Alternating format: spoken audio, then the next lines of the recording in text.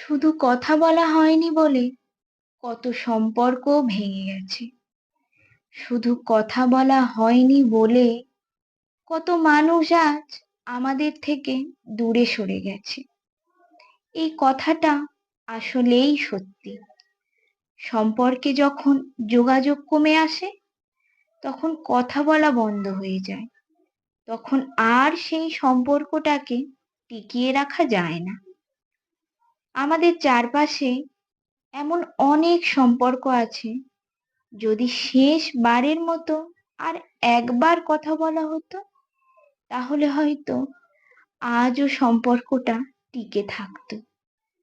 যদি মন খুলে মানুষটাকে মনের সব কথাগুলো বলা যেত, তাহলে হয়তো কাউকে কারোর কাছ থেকে দূরে যেতে হতো না। সম্পর্কে যখনই কথা বলাটা কমে আসে, তখনই আমরা একে অপরের কাছ থেকে দূরে যেতে থাকি। দূরত্ব বাড়তে বাড়তে একসময় কথা বলাটাই বন্ধ হয়ে যায়, আর তখনই সম্পর্কের শেষ।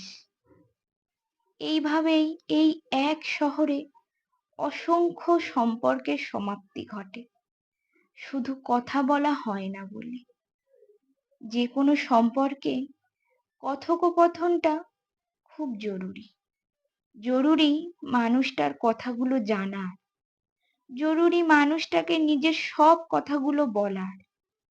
মানুষ সব থেকে বেশি কষ্ট পায় প্রিয় মানুষটার কথা বলার আগ্রহ কমে যাওয়ায়, আর একসময় সম্পর্কটাই নষ্ট হয়ে যায়।